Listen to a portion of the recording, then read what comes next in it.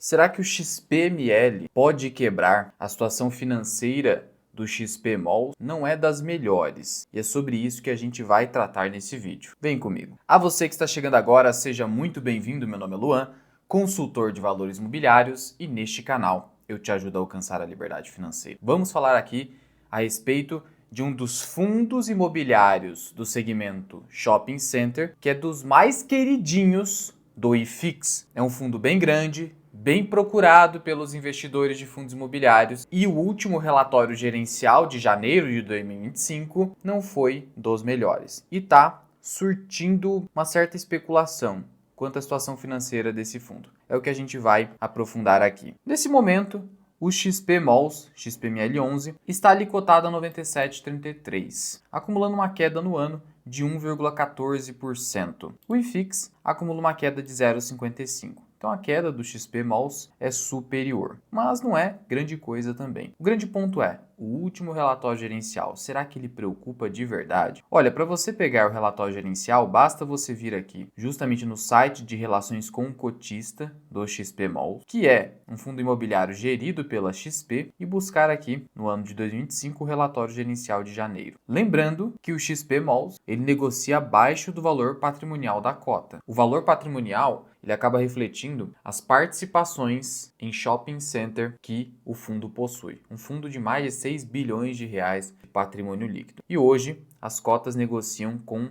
um desconto razoável em relação ao patrimônio líquido, ao valor de avaliação dessas participações imobiliárias. E é um fundo com bastante liquidez, negocia 11 milhões de reais por dia. Só para você ter uma ideia, no mercado de fundos imobiliários, qualquer fundo que negocia um volume médio diário acima de 5 milhões já é considerado um fundo imobiliário com bastante liquidez, possui bastante procura pelos investidores. Aqui são 11 milhões, então não é qualquer tipo de fundo, é um fundo bem conhecido e bem importante para a indústria de fundos imobiliários no Brasil. Indo aqui para o relatório gerencial, você vai notar inicialmente o seguinte, que é um fundo imobiliário que detém taxa de performance 20% do que excede IPCA mais 6, mas não está fácil superar IPCA mais 6, principalmente com esse juro bastante elevado. Então isso aqui não tem sido cobrado no momento. Já a taxa de administração é de 0,75% do valor de mercado. Patrimônio líquido quase 6,5 bilhões de reais, como eu disse. É um fundo imobiliário que, no ano de 2024, gerou uma receita de 662 milhões de reais. Então veja, eu tenho patrimônio de 6,5 bilhões e gero uma receita de 662 milhões. Pouco mais de 10% do meu patrimônio. É isso que você pode esperar desse fundo imobiliário. Mas isso aqui é receita. O fundo tem que descontar as despesa financeira, que é a despesa com juro, e aí tem o lucro, o resultado líquido, que é essa linha resultado. Então, o lucro seria 560 milhões e ele distribui 95% desse resultado a cada semestre. Então, distribuiu no total 537 milhões. É por isso que comprar o fundo abaixo do valor patrimonial, você tem uma expectativa de retorno interessante. Por quê? Porque se você compra com desconto, você pode ganhar de dividend yield algo próximo de 10%, que é justamente o percentual que o fundo consegue gerar em relação ao patrimônio líquido. É só um detalhe, uma curiosidade aqui para você. E aqui está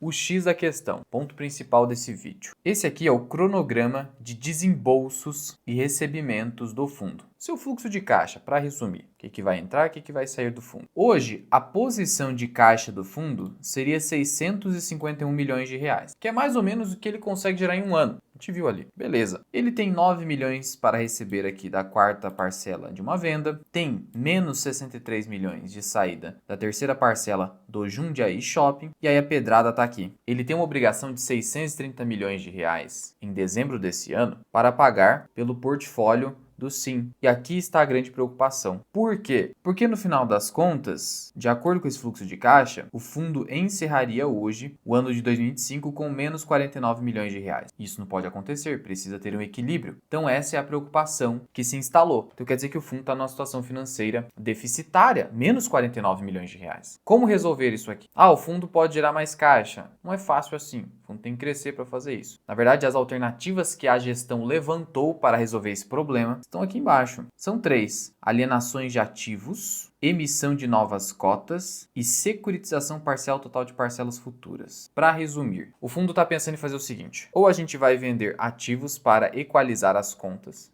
então vender shopping, participação imobiliária. E são bons shoppings. Não é à toa que esse fundo se tornou bastante conhecido, bastante demandado, é porque os seus ativos possuem qualidade. Tendo qualidade, tem procura, tem liquidez. Então, fazer a venda do ativo não é um grande problema, eles conseguem. O problema é o quê? Se isso for feito de maneira emergencial, urgente, isso poderia fazer com que a XP ela tivesse que oferecer um preço abaixo do que vale. E aí isso prejudica os cotistas, porque afinal de contas o comprador, aquele que vai comprar a participação imobiliária, ele fala o seguinte, olha, eu vou pressionar o preço aqui. A XP está precisando aqui no XP Malls, vou dar um jeito aqui de ganhar um descontaço. E aí?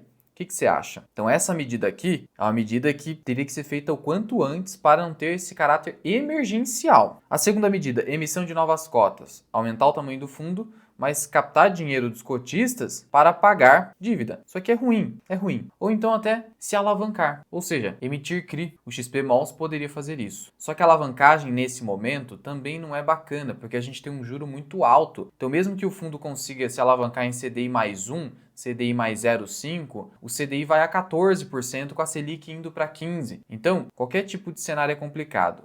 O menos pior seria a venda parcial de ativos, mas o quanto antes, porque essa obrigação de 600 e tantos milhões é lá de dezembro. Então, se eu resolver esse problema agora, eu não vou precisar fazer um caráter emergencial de venda. Então, é isso que a gestão precisa fazer agora. Só que ainda tem outro detalhe que eu preciso te mostrar aqui. Mas antes de continuar, eu quero te convidar a adquirir um mini curso que é o Segredo dos Bilionários por apenas R$ 47,00. Ali você vai ter a sua mentalidade como investidor transformada. Além dessa aula, que é uma aula bem longa, você vai ter um e-book, que é o e-book Dividendo Permanente, e ainda lista de checagem para ações e fundos imobiliários. É tanto material que é até uma loucura eu entregar por R$ 47,00, mas é o que eu estou fazendo aqui para você. Então conheça essa aula aqui embaixo por apenas R$ 47,00. Link na descrição e no primeiro comentário fixado. Mas voltando, qual que é o outro detalhe a respeito do XP Mall? É que essa posição em caixa não é totalmente caixa. E aqui está o problema, porque ele fala caixa e disponibilidades. Será que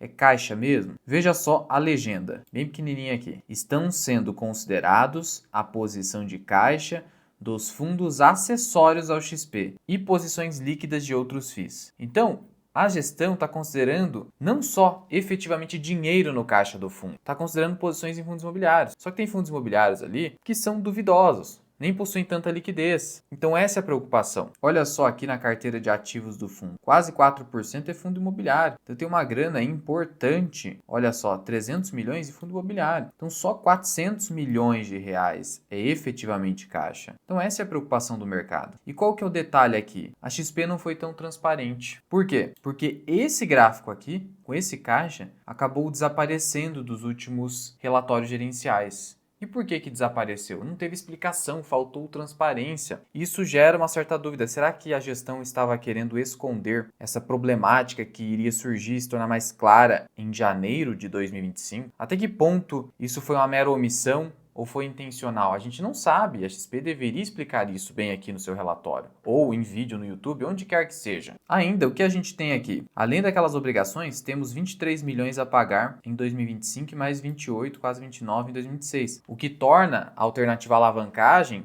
não muito boa, porque eu já tenho obrigações a pagar e porque a alavancagem hoje está um negócio complicado. O juro está muito caro, o custo do dinheiro está alto. Então não constitui uma boa alternativa.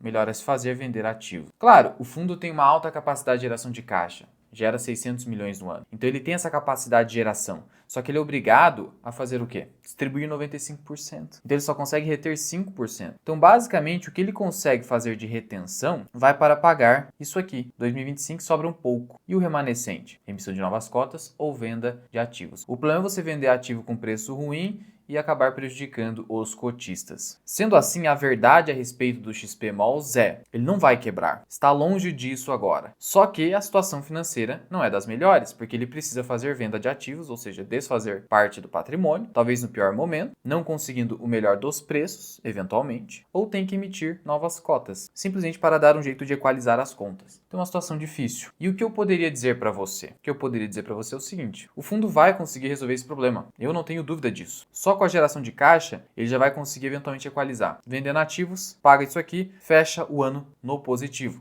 no verdinho. Só que o que eu acabo esperando nesse ano? redução dos rendimentos. E redução do rendimento pode ocasionar o quê? Ocasionar ainda mais queda no XPML11. Por quê? No mercado de ações, a cotação segue o lucro. No mercado de fundos imobiliários, como o payout obrigatório mínimo é de 95%, a cotação segue o rendimento. Queda do rendimento, ainda mais queda. Ainda mais com o juro continuando a sua jornada de ascensão aqui no Brasil. Lembrando da correlação negativa entre juro e fundos imobiliários, que é bastante alta. Mas a minha grande ressalva aqui com o XPML nem é só a queda ou essa situação financeira que vai eventualmente ser resolvida, mas a falta de transparência em relatórios anteriores. Até a falta de transparência em relação a esses fundos imobiliários que as alocações nem são das melhores, investindo ali apenas em fundos da Capitânia. Esse tipo de coisa, essa falta de transparência, liga um sinalzinho amarelo, uma yellow flag, a respeito da transparência da gestão e do comprometimento com os cotistas. Então aqui eu não estou questionando a capacidade financeira do XPMOL de resolver esse problema hoje, a qualidade dos ativos, os ativos são muito bons no geral, o tamanho do fundo, não, nada disso. Meu problema é a transparência da gestão, o que ficou agora mais clara essa falta de transparência nesses últimos relatórios gerenciais. É por isso que a minha visão hoje a respeito do XPML11 fica neutra. Como eu disse, é só por conta da falta de transparência, não deturpe o que eu estou falando aqui. Lembrando que nós damos consultoria de investimentos para montar o seu portfólio de ações, fundos imobiliários, exterior,